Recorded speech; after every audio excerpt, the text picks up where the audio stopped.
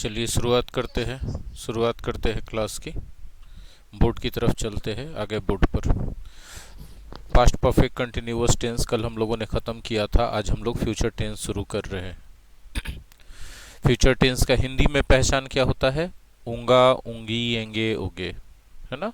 अंग्रेजी में पहचान है विल या शैल के साथ भी1। कहाँ विल लगेगा, कहाँ शैल लगेगा, तो याद रखिएगा सब्जेक्ट के रूप में जब आई और वी रहे तो इसके साथ शैल लगाना है और बाकी सभी सब्जेक्ट के साथ विल लगाना है। ठीक है। हालांकि इस नियम का पालन अब लोग नहीं करते हैं, सब जगह विल लगा देते हैं, लेकिन ट्रेडिशनल यही नियम है। ठीक है। जैसे एग्जाम्पल के तौर पे हम बोलते हैं कि वह अगले रविवार को सिनेमा जाएगा। ठीक है। देखिए वाक्य के अंत में एगा दिख रहा है, तो ये जब दिखे तो वो फ्यूचर टेंस होगा। He will go to the cinema next Sunday. ठीक है। अगर इसका प्रश्नवाचक बनाना हो तो विल या शैल को सब्जेक्ट के पहले कर दिया जाता है, क्योंकि विल या शैल ही ऑक्सिलरी वर्ब है, तो ऑक्सिलरी वर्ब को सब्जेक्ट के पहले लिखना चाहिए। और अगर निगेटिव बनाना है तो उस विल या शैल के साथ नॉट जोड़ दिया जाता है। ठीक है। ये था पहचान। जैसे वे लोग यहाँ नहीं आएंगे, they will not come here, will के साथ हमने नॉट जोड़ दिया। इसको शॉर्ट फॉर्म में लिखना चाहते तो वोंट लिखते। ठीक है। दे वोंट कम हेयर, ये है। चलिए आगे बढ़ाते हम लोग। Uses of future indefinite. Future indefinite का उपयोग, कौन कौन सी ऐसी परिस्थितियां हैं जो हम फ्यूचर इंडेफिनिट का उपयोग करेंगे? तो जब हम लोग प्रिडिक्ट करते हैं फ्यूचर की घटनाओं के बारे में। प्रिडिक्ट करने का मतलब प्री मतलब डिक्ट पहले, और डिक्ट मतलब कहना, होने से पहले उसके बारे में कहते हैं। ठीक है। मतलब क्या है कि प्रिडिक्शन करते हैं। प्रिडिक्शन एक प्रकार का गेस होता है। ठीक है। वो फिक्स्ड प्लान नहीं होता है। मतलब कि हम जब फ्यूचर के काम के बारे में गेस कर रहे हैं कि ऐसा होगा, फिक्स्ड प्लान। देखिए हिंदी में होगा या करेंगे ये फिक्स्ड प्लान भी हो सकता है, लेकिन अंग्रेजी में फ्यूचर इंडेफिनिट या फ्यूचर जो है विल या शैल के साथ भी1, ये प्रिडिक्शन को बताता है, सर्टेनिटी को नहीं बताता है। सर्टेनिटी के लिए प्रेजेंट कंटिन्यूअस यूज करते हैं हम लोग। ठीक है। जैसे वे लोग मंडे को यहाँ आएंगे, अगर प्रोग्राम फिक्स्ड है तो भी हम हिंदी में आएंगे बोलेंगे, अगर हम अनुमान लगा रहे हैं तो भी हम आएंगे बोलेंगे, गेस कर रहे हैं तो भी हम आएंगे बोलेंगे।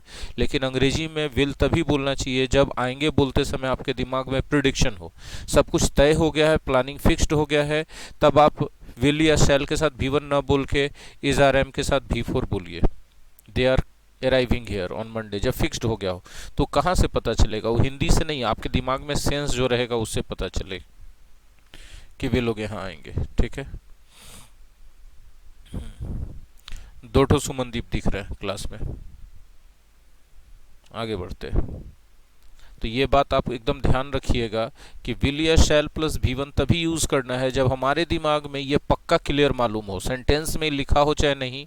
बोलिए सर खाली रहेगा वे लोग यहाँ आएंगे तो हम क्या समझेंगे? ठीक है।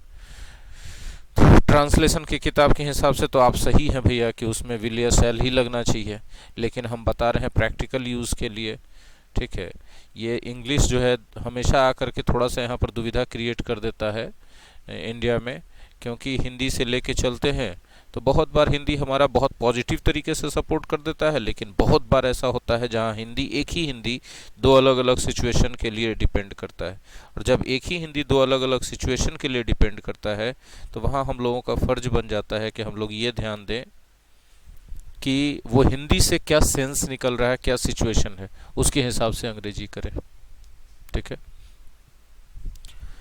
आगे है शर्त वाले वाक्य, कंडीशनल सेंटेंसेस। हम तो इसको पूरा पढ़ा चुके हैं प्रेजेंट इंडेफिनिट के दौरान। ठीक है। लेकिन कंडीशनल सेंटेंसेस में जो मेन क्लाउज होता है, परिणाम वाला क्लाउज को ही मेन क्लाउज कहते हैं। वो हिंदी में फ्यूचर होता है और अंग्रेजी में भी फ्यूचर ही होता है ज़्यादातर, और फ्यूचर इंडेफिनिट ही होता है ज़्यादातर। ठीक है। ध्यान रखिएगा इस बात को, है ना। अगर आप मेहनत करेंगे तो आप सफलता प्राप्त करेंगे। हिंदी में अगर वाला पार्ट भी आपको फ्यूचर दिखेगा, लेकिन अंग्रेजी में फ्यूचर नहीं होगा, अंग्रेजी में ये प्रेजेंट इंडेफिनिट यूज होगा इफ़ के कारण। इफ़ के साथ फ्यूचर टेंस नहीं चलता है। तो if you work hard V1, बोले V1 ही क्यों लगा, सब्जेक्ट यू है इसीलिए।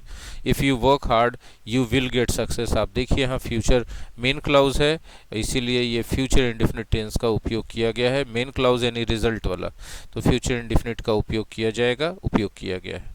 आई होप यहाँ तक क्लियर हो गया होगा। आगे बढ़ते हैं। इसी बात को हम चाहें तो उलट के लिख सकते हैं। पूरा यू विल गेट सक्सेस आगे चला आएगा हमारा मेन क्लाउज, और इफ़ यू वर्क हार्ड पीछे चला जाएगा। पीछे भी चला गया तो इफ़ वाला भाग है प्रेजेंट इंडेफिनिट लेगा। हिंदी में आपको फ्यूचर रहने पर भी, हिंदी में फ्यूचर रहेगा मगर अंग्रेजी में प्रेजेंट इंडेफिनिट लेगा। किसके कारण, इफ़ के कारण। और गुड मॉर्निंग, मेन क्लाउज में आप, चूंकि हिंदी आपका फ्यूचर इंडेफिनिट था तो इसलिए मेन क्लाउज में आप फ्यूचर इंडेफिनिट ही यूज़ करेंगे। ठीक है। आगे है जब आप पैसा देंगे, जब आप पैसा देंगे तो वह आपको सामान देगा। एक और एग्जांपल है, हमने यहाँ पर जब इफ़ यूज़ किया था तो फ्यूचर इंडेफिनिट की जगह हिंदी में फ्यूचर इंडेफिनिट लेकिन अंग्रेजी में प्रेजेंट इंडेफिनिट यूज़ कर रहे थे। अब हम यहाँ क्या करेंगे इस वाक्य में, यहाँ भी जब हम वेन का उपयोग करेंगे, याद रखिएगा जब हम वेन का उपयोग करेंगे तो भी वही बात होगा कि हिंदी में आपका फ्यूचर रहेगा लेकिन विल सेल का उपयोग गलत माना जाएगा, प्रेजेंट इंडेफिनिट का उपयोग सही माना जाएगा। ठीक है, ये सब चीज़ें हम पढ़ा चुके हैं आप लोगों को प्रेजेंट इंडेफिनिट टेंस पढ़ाते समय। तो जब आप पैसा देंगे, when you give money, comma तब के लिए या तो के लिए कॉमा यूज़ करते हैं। He will give you goods, वह तब आपको सामान देगा। ये परिणाम वाला क्लाउज है जिसको मेन क्लाउज भी कहते हैं। और मेन क्लाउज हिंदी में फ्यूचर है तो अंग्रेजी में भी फ्यूचर रहेगा। वो जो हिंदी में टेंस रहेगा अंग्रेजी में वही टेंस उसको लेके जाना होगा। ठीक है। अब यहाँ जब का हटा करके जब तक कर दिया। जब तक आप पढ़ाई का रिवीजन नहीं करेंगे तब तक आप तेज नहीं होंगे। तो जब तक और तब तक का सेंस जब आता रहे तो दोनों मिला करके अंटिल लगाते हैं। और यहाँ पर नहीं का भी सेंस आएगा और वो नहीं भी इसी में घुस गया क्योंकि अंटिल जो है निगेटिव भी है खुद ही। तो खैर यहाँ पर देखिए आपका फ्यूचर टेंस है लेकिन अंग्रेजी में प्रेजेंट इंडेफिनिट यूज़ होगा। सब्जेक्ट के अकॉर्डिंग V1 या V5 लगाएंगे। ठीक है। यदि विल लगा देंगे तो गलत हो जाएगा। Until you will revise the lessons गलत है, until you revise the lessons. यहाँ पर कॉमा लगेगा। बोले तब तक के लिए अंग्रेजी नहीं लगाएंगे सर, जब तक तब तक और नहीं तीनों मिल करके अंटिल बन गया एक साथ, इसलिए यहाँ सिर्फ कॉमा लगेगा। You will not be intelligent. अब बोलेंगे सर आप तो बोले कि नॉट नहीं यहाँ चला गया तो फिर नॉट क्यों लगाए हैं आप, इस साइड वाला नॉट को यहाँ लगाए हैं, गौर कीजिएगा इस साइड वाला नॉट लगाए हैं, मेन क्लाउज वाला। ठीक है, मेन क्लाउज वाला नॉट को यहाँ लगाए हैं। बात समझ में आ रही है? उसको ऑन कीजिए ना जल्दी से, चला जाएगा ना इंटरनेट। हाँ। तो इस तरह से अब आप बोलेंगे कि सर आपने तो बताया कि अंटिल खुद निगेटिव है तो फिर यहाँ नॉट क्यों लगा रहे हैं। वो अंटिल किस में था, किस में था, शर्त वाले भाग में था नहीं, इसीलिए इसमें नॉट नहीं लगेगा। बाकी परिणाम वाले भाग में तो नॉट लगेगा। ठीक है, परिणाम वाले में नहीं, दोनों तरफ नहीं आया तो शर्त वाले भाग के बदले वाला जो नॉट नहीं है उसके बदले नॉट नहीं लिखेंगे क्योंकि वो अंटिल में समा गया है। जो परिणाम वाला में नहीं है निगेटिव है तो निगेटिव लगाएंगे नॉट लगा के। ठीक है, चलिए। हाँ बोलिए कोई कहाँ पे इंटेलिजेंट एडजेक्टिव है ना, उसके साथ कोई आर्टिकल तभी लगाएंगे जब बाद में कोई नाउन आएगा। कोई नाउन नहीं ना आ रहा है बाद में तो कैसे आर्टिकल्स लगाएंगे। और द भी एडजेक्टिव के साथ द जोड़ देते हैं तो एडजेक्टिव थोड़ी रहता है, वो तो प्लूरल नाउन बन जाता है। ये तो प्लूरल नाउन बन गया। द इंटेलिजेंट का मतलब हो जाएगा तेज लोग। ऐसा कोई सेंस नहीं ना आ रहा है इसलिए यहाँ पर द का उपयोग करना गलत हो जाएगा। चलिए, अब साफ साफ बोल रहा है कि we use only shall not will in the interrogative sentences if the subject is I और वी। अगर आपके वाक्य का सब्जेक्ट आई या वी है तो प्रश्नवाचक बनाने के लिए सब्जेक्ट के पहले ऑक्सिलरी वर्ब लगाता है, उस ऑक्सिलरी वर्ब के रूप में शैल ही लगाइएगा, विल कभी मत लगाइएगा, विल लगाना गलत हो जाएगा। ऐसे विल लगाते रहिए सामान्य वाक्य में, लेकिन जब प्रश्नवाचक बनाने का बारी आ गया तो शैल ही लगाना है। यदि हम बोलेंगे will we go to Patna tomorrow तो गलत हो जाएगा। दिक्कत का बात ये होता है कि आप में से कुछ छात्र, अधिकतर प्रोफेशनल लोग जो हमसे पढ़ते हैं, वो उल्टा पुल्टा सुनते सुनते उनका दिमाग जुआ जाता है। कुछ छात्रों का, प्रोफेशनल लोगों का जुआना मतलब समझते हैं, बुढ़ा जाता है उनका दिमाग। वो उनको लगता है कि वो जो जान रहे हैं एक सर्टेन एज के बाद, अब 35 साल वाले को पढ़ाएंगे ना तो वो मानने के लिए तैयार नहीं होगा कि सर बोल रहे हैं सही। वो हमको अपने बराबरी का समझेगा, वो मेरा नॉलेज को चैलेंज करते रहेगा कि हम तो सुने हैं इसे। अब यदि लिहाज में बोल नहीं पाएगा कि हम थोड़ा स्ट्रिक्ट हैं तो मन में अपना दुविधा पालते रहेगा। तो अगर ये सब दुविधा पलाता है तो इसका कोई उपाय नहीं है। आप पढ़ाई को चेक कर लीजिए, किताबों से, स्टैंडर्ड किताबों से चेक कीजिए, ठीक है। तो जो हम बता रहे हैं कि आई और वी के पहले शैल लगेगा प्रश्नवाचक में, वो लगेगा, ठीक है। हाँ, अगर वाक्य में बी एबल है, बी अनेबल है, बी ग्रेटफुल है, बी कंपेल्ड है, बी फोर्स्ड है, बी ऑब्लाइज्ड है, ये सब चीज है वाक्य में, और वाक्य साधारण भी है और सब्जेक्ट के रूप में आई और वी है, तो फिर विल आप नहीं लगा सकते हैं, गलत हो जाएगा, आपको शैल ही लगाना पड़ेगा इस सब के रहने पर, ठीक है। I shall be grateful to you for this kindness, यहाँ आई है, इसके साथ शैल लगा, ठीक है।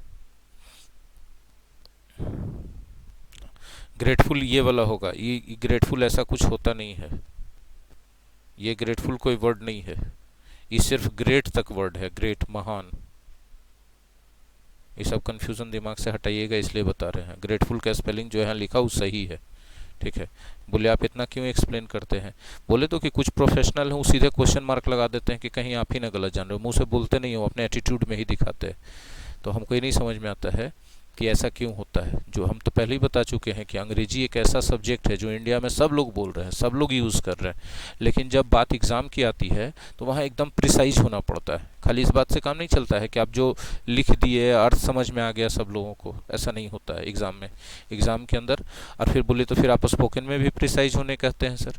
तो चूँकि हम टीचर हैं, आप हमारे पास बैठिएगा तो हम सही चीज़ सिखाएंगे, उसके बाद आप अपना जो यूज़ करना है करते रहिए, ठीक है। सही चीज़ सिखाने से दो बात होता है, एक तो सबसे पहला होता है कि मेरा ड्यूटी ही है कि हम आपको सही चीज़ सिखाएं, ठीक है। और दूसरा होता है मेरा इमेज बंधा होता है। आप ही बेवकूफ़ी कर रहे हैं ना कि आप जो चल रहा है उसी को ज़बरदस्ती बोल रहे हैं कि हम भी सही बोल दें, एक तरह से भावनात्मक प्रेशर बना के। लेकिन जब आप अच्छे लोगों के बीच रहिएगा और कहीं से भी आएगा कि हाँ उदय शंकर सोनी सिखाया है, इस चीज़ पर ऑब्जेक्ट नहीं किया गलत चीज़ पर, तो वहाँ पे थोड़ा ना थोड़ा मेरा इमेज जाता है, जिससे मेरा प्रोफेशनल नुकसान होने का खतरा रहता है, ठीक है। बोलिए सर आप मेरे खतरे हानि के बारे में नहीं सोच रहे, आप खुद अपने हानि के बारे में नहीं सोच रहे। आप सोचते होते तो आप उसको एडॉप्ट करने की कोशिश करते सही चीज़ों पर को, उस पर क्वेश्चन मार्क उठाने की बजाय। तो अब जब लेटेस्ट वाले वाक्य आ जाएंगे तो क्वेश्चन टैग में शैल बी का यूज़ करेंगे। Latest play cricket, shall be fixed है, इसमें कुछ नहीं लगाएंगे। इसमें लॉजिक नहीं चलेगा कि इधर अफर्मेटिव है तो निगेटिव लगाइए, शांट भी कीजिए, नहीं चलता लॉजिक, इसमें फिक्स्ड है, यही होगा। लेकिन हाँ यही लेट अस के जगह पर, इस अस के जगह पर कोई दूसरा नाउन या प्रोनाउन रहेगा तो टैग विल यू होगा। फिर अफर्मेटिव नेगेटिव का कोई मामला नहीं है, विल यू होगा तो होगा, ठीक है। उन लोगों को जानने दो, let them go, will you, ठीक है, फिक्स्ड है। उसी तरह अगर कोई रिक्वेस्ट वाला सेंटेंस है या ऑर्डर वाला है या एडवाइस वाला है तो पता ही है रिक्वेस्ट वाला है तो प्लीज या काइंडली रहेगा। ऑर्डर या एडवाइस है तो V1 से या डोंट प्लस V1 से शुरू होगा, तो ये सब रहेगा तो अफर्मेटिव है। देखिए ये जो इसको इंपेरेटिव सेंटेंस कहते हैं, ये तीनों मिल करके क्या कहलाता है ग्रामर में? इंपेरेटिव सेंटेंस कहलाता है। क्या आप लोगों की तरफ भी बारिश हो रही है? इंपेरेटिव सेंटेंस कहलाता है। हाँ, इंपेरेटिव सेंटेंस कहीं भी रह जाए और इंपेरेटिव सेंटेंस अफर्मेटिव रहे तब क्या होता है, उसका टैग में हम लोग विल यू जोड़ते हैं चाहे वोंट यू। मतलब ये अफर्मेटिव है तो अफर्मेटिव टैग भी लगा सकते हैं, निगेटिव तो लग ही सकता है, लेकिन विल यू वोंट यू ही रहेगा, दूसरा टैग नहीं होगा। लेकिन यही इंपेरेटिव सेंटेंस अगर निगेटिव हो जाए, यही इंपेरेटिव सेंटेंस अगर नेगेटिव हो जाए तब उसके क्वेश्चन टैग में हमेशा खाली विल यू लगाइएगा, वोंट यू गलत हो जाएगा। ये बारीकियां ख्याल रखनी पड़ेंगी आपको। और हर बात जब हम बोल रहे होते हैं तो हम एक चीज़ हमेशा बोलते हैं कि जो अपने समाज में अंग्रेजी चलता है उसमें कहाँ कौन आदमी क्या गलत उपयोग कर रहा होगा, और एकदम हाईली एजुकेटेड आदमी जिसको समाज में काफ़ी सम्मान प्राप्त है, इंडिया का जो शिक्षा स्तर है उस शिक्षा स्तर के हिसाब से आम आदमी उसको पूजता है कि अरे बाप रे डॉक्टर साहब हैं, इंजीनियर साहब है, वकील साहब है, इतना अच्छा अंग्रेजी जान रहे होंगे। उस साहब अपने फील्ड के हैं अंग्रेजी के हैं इस बात की कोई गारंटी नहीं हो, अंग्रेजी अच्छा हो भी सकता है और नहीं भी हो सकता है। ज़्यादातर लोगों के पास नहीं होता है, क्योंकि वो अपने विषय वस्तु पर ध्यान देकर उसमें तेज बन जाते हैं, भाषा पर ध्यान नहीं देते हैं। अब भाषा यदि सीखते हैं तो काम चलाने वाला भाषा सीखते हैं, प्रिसीजन नहीं ला पाते हैं। ठीक है, बहुत कम लोगों को हम प्रिसीजन के साथ देखे हैं। ठीक है, और भाषा का प्रिसीजन बहुत हद तक डिपेंड करता है कि आप उस भाषा के माहौल के साथ कितना बिताए हैं समय। जैसे बहुत सारे आईएएस आईपीएस अंग्रेजी बोलते हैं क्योंकि उनको बहुत सारी किताबें अंग्रेजी में पढ़नी है, उतने पढ़े लिखे हैं तो दिमाग डेवलप हो गया, लेकिन जब बात प्रिसीजन की आएगी तो बहुत छोटी छोटी गलतियां कर रहे होते हैं। आईएएस आईपीएस में सबसे ज़्यादा पढ़े लिखे कैटेगरी में देश के आते हैं वो लोग, होते हैं कि नहीं होते हैं, और वो छोटी छोटी गलतियां कर रहे होते हैं। तो जब आप टीचर के क्लास में बैठिएगा ना, तो ढंग का टीचर रहेगा ना, तो नहीं बोलेगा कि गलत को अप्रूव करेगा, बोलेगा गलत है तो गलत है, क्योंकि वो टीचर आपको एग्जाम के लिए पढ़ा रहा है, उस गलती के लिए आपका नंबर कट जाएगा। फिर आप ये सवाल पूछेंगे तो ठीक हम कहीं बोलेंगे तो गलत हो जाएगा। अरे तो जब आप बोलिएगा तो कोई पेन पेपर लेके बैठा हुआ कि आपका नंबर काट रहा है? नहीं ना, वो तो आपसे बात कर रहा हो, कोई मैटर इंपॉर्टेंट है। लेकिन जब आप एग्जाम में लिखिएगा तो मैटर तो इंपॉर्टेंट है, साथ साथ एग्जाम में करेक्शन भी इंपॉर्टेंट होता है लैंग्वेज का। अब वही साइंस का एग्जाम देते रहिए तो अंग्रेजी का ये सब छोटा मोटा गलती होगा तो नहीं मैटर करेगा।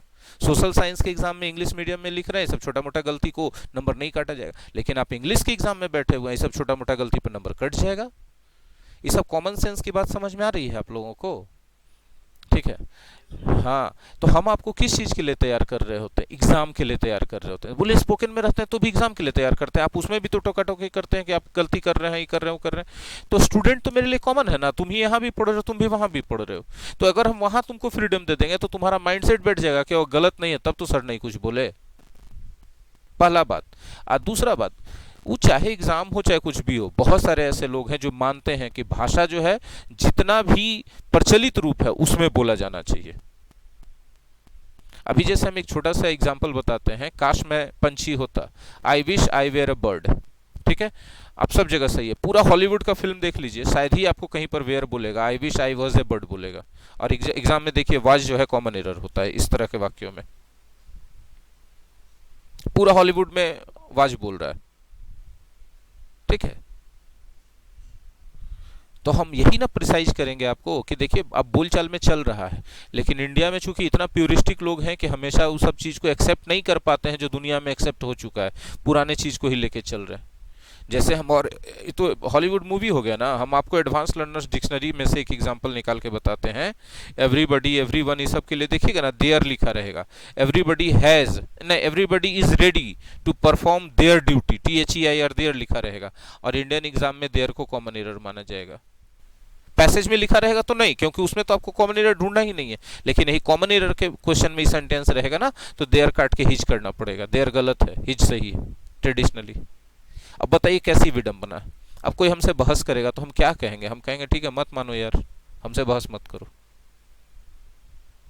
ठीक है, तो इंडिया में जो है हम लोग पता नहीं अपडेट क्यों नहीं कर रहे हैं चीज़ों को, ये झमेला है। CBSE बहुत हद तक अपडेट कर देता है, ICSE एकदम अपडेट करता है, स्टेट बोर्ड्स वाले नहीं अपडेट करते हैं। और स्टेट बोर्ड वाले जितने स्टूडेंट रहते हैं नॉन इंग्लिश बैकग्राउंड के रहते हैं, नॉन इंग्लिश बैकग्राउंड वाले ज़्यादा बखेड़िया होते हैं, वो हर चीज़ों को हिंदी से जोड़ते हैं। ठीक है, या फिर नहीं हिंदी से जोड़ते हैं तो देखते हैं कि सब बोल रहा है तो गलत कैसे है, सब तो बोल रहा है तो सही होगा, तो सब बोल रहा होगा, उसमें सेंस उतना नहीं डेवलप होता नॉन इंग्लिश वाले में। नॉन इंग्लिश बैकग्राउंड वाले स्टूडेंट जिनका जो स्कूलिंग टाइम में इंग्लिश का वैल्यू नहीं रहा है या इंग्लिश का वो फोकस नहीं रहा है। ठीक है, अगला पॉइंट जो है, I think, I believe, I hope, I suppose, I expect, इतना फ्रेज के साथ जो सेंटेंस आएगा, क्लाउज आएगा, वो फ्यूचर टेंस का होगा, फ्यूचर इंडेफिनिट का होगा। यानी ये सब चीज़ दिख गया। अब बीच में ये सब के दैट रह भी सकता है, नहीं भी रह सकता है। ये दैट जो है बीच में ऑप्शनल है, दैट है तो आप परेशान मत होइए, और नहीं भी है तो परेशान मत होइए, खाली आपको फोकस करना है टेंस पर कि आपको यहाँ फ्यूचर दिखना चाहिए। ठीक है, बोले हिंदी में भी जनरली आपको फ्यूचर ही दिखेगा। ठीक है, अब हम लोग बात करेंगे फ्यूचर कंटिन्यूअस टेंस की। ठीक है, इस टेंस का कोई एकेडमिक वैल्यू नहीं है, आप पूरा एग्जाम का क्वेश्चन उठा के देख लीजिए, इस टेंस से शायद ही कभी कोई क्वेश्चन आपको नजर आएगा एग्जाम में। इसमें अगर नज़र भी आएगा फिल इन द ब्लैंक्स नज़र आएगा, यहाँ के बाद V4 के जगह पर खाली स्थान दे देगा और ऑप्शन में V3 V1 V4 दे देगा। तो ये तो एकदम चाट के चटनिया बच्चा वाला क्वेश्चन हो गया कि शैल बी है तो या तो यहाँ पर V3 आएगा या तो V4 आएगा, V1 तो आएगा नहीं, या 2+V1 भी नहीं आएगा। तो अभी V3 आएगा कि V4 आएगा, इसके लिए वाक्य का सेंस समझना पड़ेगा, हिंदी समझना पड़ेगा, जो वहां दिया नहीं रहता वो आपको अपने से देखना पड़ता है। जैसे एक एग्जांपल हम लिखते हैं, ठीक है,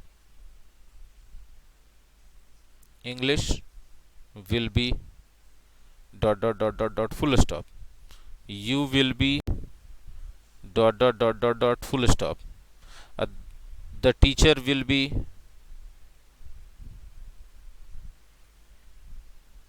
the teacher will be dot dot dot dot dot dot full stop. Teach एक हम वर्ब दे दिए, अब बताइए टीच वर्ब का कौन सा रूप किस क्वेश्चन में भरिएगा, किस सेंटेंस में भरिएगा। 3 सेंटेंस हमने यहाँ लिखा है, ठीक है, तो बहुत आसान है, आपको पता चल जाएगा कि ऊपर वाले में आपको टाउट भरना है, ठीक है। यू विल बी निश्चित नहीं पता चल रहा है, यू स्टूडेंट है तो टॉट भराएगा, ठीक है, और यू टीचर है तो टीचिंग भराएगा, ठीक है, और यहाँ टीचर है तो हमेशा पढ़ाता ही रहेगा, ये इसमें टीचिंग भराएगा, ये फिक्स्ड है। अब बताइए, तो ये कोई क्वेश्चन है? ये तो एकदम इजी क्वेश्चन है। हाँ, लेकिन अब जैसा कि हमने यू वाला क्वेश्चन रखा तो यू वाले में तो आपको समझना पड़ेगा, बोले खाली ऐसी ही एक सेंटेंस रहे तो फिर तो मुश्किल हो जाएगा ना आपके लिए। टॉट भी दे दिया ऑप्शन में, टीचिंग भी दे दिया, दोनों इक्वली करेक्ट है, दोनों में खाली अर्थ बदल रहा है। यू विल बी टॉट मतलब आपको पढ़ाया जाएगा, यू विल बी टीचिंग मतलब आप पढ़ाते रहेंगे, गलत कहाँ है, दोनों तो सही है, ठीक है। तो आपके लिए मुश्किल हो गया, हमको नहीं पता कि वैसे में क्या करना चाहिए। कुछ लोग कहते हैं जो पहला ऑप्शन मिल जाए उसी को मार देना चाहिए, ठीक है। ऐसा हालांकि कहीं कोई नियम नहीं लिखा है, लेकिन आप इसको मान सकते हैं इस बात को, ठीक है। और यदि इसके आगे यू विल बी के आगे पीछे कुछ दे दिया है सेंटेंस तो उससे क्लियर हो जाएगा कि यू टीचर है तो टीचिंग, सिचुएशन से क्लियर हो जा रहा है कि टीचर है तो टीचिंग हो जाएगा, छात्र है तो टॉट हो जाएगा। तो हम यही कहना चाह रहे थे बेसिकली कि आपको इसमें जो है सेंस समझना पड़ेगा, ठीक है। अब इसमें होता है एक झमेला कि चूंकि सेल भी है बी भी है, ये तो मान लीजिए कि सब लोग पकड़ लेंगे कि भाई वर्किंग जो है मेन वर्ब है तो यहाँ पर ठीक है, लेकिन अगर निगेटिव बनाना है तो नॉट कहाँ लगाएं, सेल के बाद लगाएं कि बी के बाद लगाएं। तो हमेशा याद रखिएगा जब आपको 2 पार्ट दिख जाए ना ऑक्सिलरी वर्ब जैसा, तो पहला पार्ट को ऑक्सिलरी वर्ब मानिएगा, सिर्फ पहला को, दूसरा पार्ट को नहीं मानिएगा। ये खाली फ्यूचर कंटिन्यूअस के लिए नहीं बता रहे हैं, सब जगह बता रहे हैं। जहां पर लगातार 2 को वर्ब दिख जाए ऑक्सिलरी वर्ब जैसा, तो आपको पहला को मान लेना है ऑक्सिलरी वर्ब और दूसरा को छोड़ देना, दिमाग नहीं लगाना वो है क्या है नहीं है, गोली मारो। आप लगा दो पहला के साथ नॉट या इंट्रोगेटिव बनाना है तो पहला ऑक्सिलरी वर्ब को सब्जेक्ट के पहले लेके चले जाओ, ठीक है। तो इसीलिए राजेश यहाँ नहीं आता रहेगा, Rajesh will not be coming here. क्या तुम अंग्रेजी सीखते रहोगे, will you be learning English. Be को नहीं कुछ छेड़छाड़ कर रहे हैं, जब भी कर रहे हैं विल सेल को छेड़छाड़ कर रहे हैं, ठीक है। कहाँ यूज करते हैं, किस सिचुएशन में, तो नाम ही से पता चल रहा है फ्यूचर कंटिन्यूअस, यानी फ्यूचर में जो काम कंटिन्यू रहेगा ना उसके लिए, ठीक है। जैसे हम लोग अंग्रेजी सीखते रहेंगे, we shall be learning English, कुछ दम ही नहीं है इसमें, इस सब टेंस में we shall be learning English, ठीक है। कुछ बच्चे बिल्कुल मेहनत नहीं करते रहेंगे, ठीक है। Some students will not be working hard, ठीक है। अब जरा आप जैसे हम निगेटिव बोलते हैं ना सेंटेंस तो थोड़ा अटपटा लगता है हिंदी में भी सुनने में कि कुछ बच्चे मेहनत नहीं करते रहेंगे। इसके जगह हम लोग बोले कुछ बच्चे कभी मेहनत नहीं करेंगे, या फिर इसको तोड़ के बोलने लगते हैं कि कुछ बच्चे मेहनत नहीं कर रहे हैं और आगे करेंगे भी नहीं, ऐसे बोलते हैं हम लोग। तो प्रैक्टिकल भाषा जो होता है ना उस पर थोड़ा सा फोकस ही करना जरूरी होता है। प्रैक्टिकल का मतलब ही नहीं कि जो गलती सलती यूज हो रहा है वो प्रैक्टिकल है, वो नहीं है, वो प्रैक्टिकल में एरर है, वो प्रैक्टिकल में क्या है, एरर है, उल्टा पुल्टा यूज कर देना। तो हम प्रैक्टिकल की बात जब करते हैं तो प्रैक्टिकल में जो सर्वमान्य है हम उसकी बात करते हैं, ठीक है। तो जब हम बोलते हैं कि वह मेहनत नहीं करता रहेगा, ऐसा सेंटेंस आपको हार्डली सुनने को मिला होगा, शायद ही किसी के मुंह से, ठीक है। उसके जगह लोग बोलते हैं यार एकदम नहीं करता है मेहनत, हमको नहीं लगता है वो करवो करेगा आगे चल के, ऐसे बोलते हैं लोग, ठीक है, तोड़ देते हैं इसको, तो वो अलग बात है। तो जब आप निगेटिव बनाते हैं इसको जबरदस्ती वाला में तो विल या शैल के बाद नॉट लगाते हैं, ठीक है। हालांकि प्रैक्टिकल है कि he does not work hard and I don't think he will work hard further also, ठीक है। तो इसका बहुत लिमिटेड उपयोग है, लोग इसको उपयोग करना पसंद उतना ज्यादा नहीं करते हैं फ्यूचर कंटिन्यूअस को। चलिए फ्यूचर परफेक्ट कैसे यूज करते हैं भाई, वाक्य के अंत में चुकेगा, चुकेगी, चुकेगे रहेंगे, ठीक है, तब ये फ्यूचर परफेक्ट हो जाएगा। और अंग्रेजी में विल या शैल, हैव प्लस V3। अब आप गौर करेंगे कि इसमें भी विल या शैल को दिख रहा है और दूसरा ऑक्सिलरी वर्ब के तौर पे हैव दिख रहा है। तो हैव को नहीं मानना है आपको, ऑक्सिलरी वर्ब विल या शैल को ही मानना है, ठीक है। जो करेंगे छेड़छाड़ इसी दोनों के साथ करेंगे, ठीक है। अब जरा देखिएगा, इसका भी उपयोग लोग धीरे धीरे खत्म कर दिए। इंडिया में जैसे कंट्रीज में थोड़ा बहुत उपयोग हो रहा है, आप जाइएगा जहाँ पर कि अंग्रेजी मातृभाषा है, लोग इसको उपयोग ही नहीं करते। पूछे क्यों नहीं करते? आप हिंदी में भी हम आपको समझा सकते हैं इस बात को। देखिएगा, यदि हम बोलते हैं कि कल तक हम लोग यह चैप्टर समाप्त कर चुकेंगे फ्यूचर परफेक्ट, क्या हम इसी बात को ऐसे बोल सकते हैं कि कल हम लोग यह चैप्टर समाप्त कर लेंगे? बिल्कुल वही अर्थ आ रहा है और फ्यूचर इंडेफिनिट हो गया। बोले तो फिर फ्यूचर परफेक्ट तो लोग इसी वजह से यूज नहीं करते हैं कि दोनों से बात एक ही होता है। देखिए इसका स्ट्रक्चर वर्ब का कितना लंबा चौड़ा है और इसका वर्ब का स्ट्रक्चर उसके बनिस्बत बहुत छोटा है। इसमें V3 का लोचा है, याद रखना। इसमें V1 का सरलता है, कोई झमेला नहीं है। तो इसीलिए प्रैक्टिकल वर्ल्ड में इसको लोग ज़्यादा एक्सेप्ट कर लिए हैं, फॉलो कर रहे हैं, इसको लोग धीरे धीरे छोड़ते जा रहे हैं। और ऐसा इसलिए हुआ, देखिएगा, एक टाइम था जब विश्व के व्यापार में इंग्लैंड का वर्चस्व था, ठीक है। और बाद में वो अपना वर्चस्व खत्म कर दिया उपनिवेशवाद के कारण, नहीं तो उसका व्यापार अभी तक उन्नत ही रहता। और अमेरिका, दूसरा बात था कि जो ब्रिटेन है, लंदन है, इंग्लैंड है, उसके साथ सबसे बड़ा झमेला क्या है ना कि वो लोग बहुत घमंडी होता है, मानते हैं सुपीरियर है दिमाग से, वो लोग काफ़ी सुपीरियर है। आधुनिक वर्ल्ड में बहुत सारा जो है यूरोप का ही देन है आविष्कार, लेकिन खास करके इंग्लैंड एक ऐसा देश है यूरोपियन कंट्रीज में जो अपने आविष्कारों को खुद महत्व नहीं देता है। वो इतना ना ज़्यादा टैलेंटेड है कि वो कभी भी अपने आविष्कारों को कॉमर्शियली बहुत ज़्यादा एक्सप्लॉइट नहीं कर पाया, ठीक है। अमेरिका इस मामले में इंग्लैंड से बहुत आगे निकल गया। अमेरिका में जितने भी आविष्कार हुए उसको कॉमर्शियली एक्सप्लॉइट किया, मतलब कि उसको इंडस्ट्रियल लेवल पे मैन्युफैक्चर किया, पूरे विश्व में बेचने का कोशिश किया। अब उसके पास अच्छे हथियार हैं, मेडिकल के अच्छे फैसिलिटीज है, जिनको पूरे विश्व में बेच रहा है। तो जब वो बेचने निकला तो धीरे धीरे उसके व्यापार के कारण उसकी भाषा का भी वर्चस्व बना। चूंकि व्यापार उसके यहाँ ज़्यादा है तो उसके यहाँ रोजगार भी ज़्यादा है, तो लोग उसके यहाँ रोजगार प्राप्त करने के लिए दूसरे देशों से जाने लगे। तो जाहिर सी बात है, आप जहाँ जाते हैं रोटी कमाने, वहाँ का भाषा आप सीखिएगा, क्योंकि वहाँ से आपको पैसा कमाना है, सीधा सीधा बात है, ठीक है। तो उसके भाषा को बहुत, और वहाँ पे जो लोग थे ना वो प्रैक्टिकल और मनी माइंडेड थे अमेरिका के अंदर। वो बोले भाषा जितना सिंपल हो उतना अच्छा है। तो बहुत सारा चीज में जो है इंग्लैंड के अंग्रेजी में परिवर्तन करते चले गए नेचुरली। बहुत सारा वर्ड का स्पेलिंग में परिवर्तन कर दिए, बहुत सारा वर्ड ही उनके यहाँ दूसरा आ गया, ग्रामर में सिंप्लीफिकेशन कर दिए, प्रोनाउंसिएशन में सिंप्लीफिकेशन कर दिए। और उन लोग को भी पता नहीं नेचुरली होते चला गया, क्योंकि उन लोग का दिमाग जो है, फोकस जो था वो थी पर नहीं था, लैंग्वेज के जटिलता पर नहीं था, बल्कि इस बात पे था कि लैंग्वेज जितना इजी हो जाएगा, सब लोग बाहर वाले लोग आ रहे हैं सीखना चाह रहे हैं तो सीखना आसान हो जाएगा, मेरा इकोनॉमी तेजी से बढ़ेगा। इंग्लैंड वाला लोग लैंग्वेज के मामले में जिद्दी, उसके अंग्रेजी में थोड़ा सा छेड़छाड़ करके बोलेगा तो ऑफेंडेड फील करता है, नाराज हो जाता है, कहता है तुम लोग को अंग्रेजी नहीं आता, तुम लोग ऐसे बदल दिया, वैसे बदल दिया, कर दिया, वो कर दिया, वो कर दिया, ठीक है। तो इस वजह से धीरे धीरे अमेरिका का जो वर्जन था इंग्लिश का वो प्रचलित होने लगा दुनिया में। बात समझ में आ रहा है? तो वो जब प्रचलित होने लगा तो उसने देखा कि फ्यूचर परफेक्ट की जगह फ्यूचर इंडेफिनिट का उपयोग से बात उतना ही कहा जाता है और आसान ज़्यादा हो जाता है।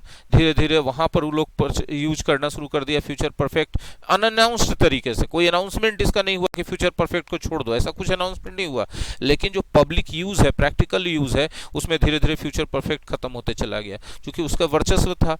और फिर जब उस किसी का वर्चस्व रहता है तो लोग उसका भाषा उपयोग करने का कोशिश करते हैं। जैसे फिल्मों का वर्चस्व है तो फिल्मों में यूज़ होने वाला लैंग्वेज हर लड़का लड़की फॉलो करने का कोशिश करता है, ठीक है। बिहार में मैं बोलने का प्रचलन नहीं था, हम बोलने का प्रचलन था। अब देखिए मैं बोलने का प्रचलन आ गया, लोग मैं बोलते हैं बिहार के अंदर, यूपी के अंदर मैं बोलते हैं, जबकि पहले बिहार यूपी में नहीं था, हम बोलते थे लोग, हम खाना खा रहे हैं, हम मतलब सिर्फ मैं ही अकेला था, लेकिन अब हम लोग क्या बोलते हैं, मैं खाना खा रहा हूँ। ये कहाँ से आया? फिल्मों से देख के आया, लोगों के संपर्क में आने से आया, ठीक है। और भी बहुत तरह की भाषा में परिवर्तन लोगों के संपर्क में आने से आता है, जिससे दूसरे लोगों का वर्चस्व जिनका ज़्यादा है उनका भाषा जो है हावी होने लगता है। तो चूंकि अमेरिका का वर्चस्व धीरे धीरे विश्व पर बढ़ा, इसकी वजह से उसका जो भाषा था और सरल उसने बना दिया। एक दूसरा कारण ये भी रहा कि लोगों को सीखना आसान हो गया, तो उसके भाषा को लोग ज़्यादा अडॉप्ट कर लिए, ठीक है। और एडॉप्शन में ये बहुत सारा चेंजेस आया, जिसमें एक बड़ा चेंजेस ये भी है कि फ्यूचर परफेक्ट टेंस का उपयोग अनअनाउंस्ड तरीके से, अघोषित रूप से धीरे धीरे लोगों ने कम कर दिया। ठीक है, ये प्रैक्टिकल एस्पेक्ट हम बताए फ्यूचर परफेक्ट का। लेकिन अभी भी जो थ्योरेटिकल एस्पेक्ट है कि फ्यूचर परफेक्ट टेंस एक टेंस माना जाता है और वो फ्यूचर इंडेफिनिट से अलग है, बस ऐसे बात है। एग्जाम में हम लोग को फ्यूचर परफेक्ट यूज करने को मिलता है, देखने को। और इंडियन एग्जाम में आप लोग एक बात ध्यान रखिएगा कि बाई प्लस टाइम यहाँ दिख रहा है ना, by plus point of time रह जाए तो आपका कितना भी फ्यूचर परफेक्ट और फ्यूचर इंडेफिनिट से सेम आ रहा हो, क्योंकि आपको by plus point of time दिख गया है तो हम ये कहेंगे कि फिर फ्यूचर परफेक्ट ही यूज करना, ऑप्शन में फ्यूचर इंडेफिनिट रहे तो भी। किसके रहने पर? By plus point of time के रहने पर। इस बाई का मतलब होता है तक, तक सेंस में यूज होता है। They will have completed the work, वो काम पूरा कर चुकेंगे कल तक। ठीक है, हालांकि जब लिखेंगे they will complete the work by tomorrow 100% सही है, लेकिन इस बाय टुमारो के कारण हमारे एग्जाम्स में इसको वैल्यू नहीं दिया जाएगा, सीधा सीधा बात है। ठीक है, वहां पर फ्यूचर परफेक्ट आपको यहां लिखना चाहिए। जबकि प्रैक्टिकल लाइफ में आप ये बोलिए, कोई माय का लाल आपको नहीं काट रहा, हर जगह लोग यूज कर रहे हैं। ठीक है, ठीक है। निगेटिव बनाना हो तो विल या शैल के बाद नॉट लगाइए, वो तो हम पहले भी बता चुके हैं, फ्यूचर परफेक्ट। इंट्रोगेटिव बनाना हो तो विल या शैल को ही ऑक्सिलरी वर्ब मान के सब्जेक्ट के पहले लेके जाइए। ठीक है, अब इसमें जो है से पहले वाला एक एग्जांपल देते हैं। मेरे घर पहुंचने से पहले माँ खाना बना चुकेगी, फ्यूचर परफेक्ट है। क्या हम इसके जगह नहीं बोल सकते हैं कि मेरे घर पहुंचने से पहले माँ खाना बना लेगी? ये बात ऊपर वाला चुकेगी से बोले चाहे लेगी से, खाना बना लेगी, बात तो दोनों एक ही है। तो आप फ्यूचर परफेक्ट यूज करो चाहे फ्यूचर इंडेफिनिट यूज करो, बात तो एक ही है। ठीक है, तो my mother will have cooked food बोल दो चाहे विल कुक फूड बोल दो बिफोर आई रीच होम। बोले सर इसमें कौन पहले बनेगा? तो देखिए ये अधूरा जैसा दिख रहा है, इसको छोड़ दीजिए, इसको पहले बना दीजिए। कंप्लीट जैसा दिख रहा है, इधर लाके बना दिए। ये जो टेंस है वही टेंस रहेगा। बिफोर लगा दिए कंपनी, इधर वाला जब इधर बनाए तो शैल नहीं लगाएंगे। क्यों? क्योंकि बिफोर आफ्टर ये सब के साथ फ्यूचर टेंस नहीं चलता है, प्रेजेंट इंडेफिनिट चलता है और सेंस दिया जाता है फ्यूचर का। बिफोर के कारण चलता है प्रेजेंट इंडेफिनिट, जैसे हमने अभी इफ और व्हेन में सिखाया था। तो if, when, until, unless, before, after, as soon as, जैसे बहुत सारे कंजंक्शंस हैं जिनके साथ सेंस आता है फ्यूचर का, टेंस चलता है प्रेजेंट इंडेफिनिट का। अगर आपको याद नहीं है तो प्रेजेंट इंडेफिनिट टेंस में जब हम पढ़ाए थे शर्त वाले वाक्य, टाइप 1 का डिटेल जाके पढ़ लीजिए। आपको ऐप में कहां पर मिलेगा? तो ऐप में कंडीशनल सेंटेंसेस के सेक्शन में जाइएगा तो टाइप 1 वाला कंडीशनल का वीडियो देख लीजिएगा उसमें जाकर के। अगर नोट नहीं किए तो नोट कर लीजिए, दोबारा बोल रहे हैं। ऐप में आपको जाना है, स्टडी मटेरियल में जाना है, आपके कोर्स के स्टडी मटेरियल में। आपका कोर्स है कौन सा? ग्रामर कोर्स है, उसके स्टडी मटेरियल में जाना है। स्टडी मटेरियल के जाकर के कंडीशनल के सेक्शन में जाना है और उसमें टाइप 1 का वीडियो देखना है, पीडीएफ पढ़ना है। इस सारा कंजंक्शन हम डिटेल से बताए हुए टाइप 1 में वेरिएशन में ले जाकर के। ठीक है, तो ये था फ्यूचर परफेक्ट टेंस के बारे में, बिफोर का सेंटेंस। इसी तरह का सेंटेंस आफ्टर से भी तो हो सकता है। मेरे घर पहुंचने के बाद माँ खाना बनाएगी, तो फिर से माँ खाना बनाएगी, आप इसको यहाँ ले आइए, विल कुक फूड या विल हैव कुक्ड फूड। ठीक है, दोनों सही है, इक्वली करेक्ट है। आफ्टर कंपनी डाले, अब मैं घर पहुंचूंगा, ये फ्यूचर में है लेकिन शैल यूज करने का हिम्मत नहीं है, क्योंकि आफ्टर जो है अलाउ नहीं करता है, शैल को अलाउ करता है किसको? प्रेजेंट इंडेफिनिट को अलाउ करता है। तो बोलता है सेंस कैसे आएगा? तो बोला कि मान के चलो कि फ्यूचर है, लेकिन लिखो यहाँ प्रेजेंट इंडेफिनिट, हम फ्यूचर को नहीं आने देंगे, बस ऐसे चल रहा है। ठीक है, फ्यूचर परफेक्ट का मतलब हमने देखा कि फ्यूचर कंटिन्यूअस का बहुत ज़्यादा एकेडमिक और बहुत ज़्यादा उसका इंपॉर्टेंस नहीं रह गया है, आउट ऑफ रेलेवेंस जा रहा है वो टेंस। उसी तरह फ्यूचर परफेक्ट भी आउट ऑफ रेलेवेंस जा रहा है, उसके जगह लोग फ्यूचर इंडेफिनिट प्रैक्टिकल एस्पेक्ट में यूज़ करना शुरू कर चुके हैं। एग्जाम के लिए भी थोड़ा महत्व बचा हुआ है उसका। फ्यूचर परफेक्ट कंटिन्यूअस शायद ही आप कभी इसका उपयोग होते हुए देखेंगे, लेकिन इसमें एक पॉइंट है जिससे एग्जाम में क्वेश्चन पूछा जाता है और आपको ध्यान देना होगा। तो पहले इसको पहचान लें कि कैसे पहचानते हैं, ता हुआ रहेगा, ती हुई रहेगी, ते हुए रहेंगे। विल या शैल के साथ आप हैव लगाओगे, बीन प्लस V4 लगाओगे। अब फिर से यहाँ पर एक दो तीन तीन को कंफ्यूजन आ गया। ऑक्सिलरी वर्ब आप किसको मानोगे? विल या शैल को मानोगे। सीधा सीधा आपको जो छेड़छाड़ करना है नेगेटिव इंट्रोगेटिव में, आपको इसी डिपार्टमेंट में करना है, बाकी किसी डिपार्टमेंट में नहीं करना है। ठीक है, अब विल यूज करेंगे कि शैल यूज करेंगे सर? तो अरे भाई, तो सब्जेक्ट पर डिपेंड करता है, इसमें हमसे क्यों पूछते हो? इतना दिन पढ़ाई करने के बाद ही के साथ तो विल ही रहेगा। आई वी रहता तो शैल होता। धीरे धीरे तो सब प्रचलन बंद हो गया, सबके साथ विल यूज हो रहा है। जो पॉइंट था हाईलाइट करने वाला, जो नहीं होना चाहिए, जिससे कॉमन एरर पूछा जाता है, फिल इन द ब्लैंक्स पूछा जाता है, कि जैसे हमने कहा कि अगले वर्ष से यहाँ काम करना शुरू करेगा, तो वर्ष जो है पॉइंट ऑफ टाइम है, क्योंकि कैलेंडर में दिखता है तो हम लोग सिंस लगाते हैं, लेकिन फ्यूचर टेंस में सिंस नहीं लगता है, उसके जगह फ्रॉम लगता है। ठीक है, बस इतने सा, खाली यही पॉइंट एक है जो आपके एग्जाम के लिए इंपॉर्टेंट है। बस बस बस बस इतने ही इसमें। वे लोग काम नहीं करते हुए रहेंगे, कभी सुने ऐसा वाक्य? कोई नहीं यूज करता है। वे लोग काम नहीं करेंगे, सीधा इसके जगह ऐसे बोलते, दे विल नॉट वर्क। ठीक है, they will not continue the work, बस इतने बोलेंगे। लेकिन ये थ्योरेटिकली टेंस जानना है, और विल या शैल निगेटिव है तो इसके साथ, सॉरी ऑक्सिलरी वर्ब है तो निगेटिव बनाने के लिए नॉट इसी के साथ लगाएंगे। यही सब तो कहानी है। इसी के साथ फ्यूचर परफेक्ट कंटिन्यूअस टेंस का इति श्री रेवा खंडे समाप्त भया, और इसी के साथ टेंस भी समाप्त भया। ठीक है, अब हम लोग अगला चैप्टर अगले दिन करेंगे। हम लोग ग्रामर का सेक्शन यहीं पर समाप्त कर देते हैं। ठीक है, धन्यवाद।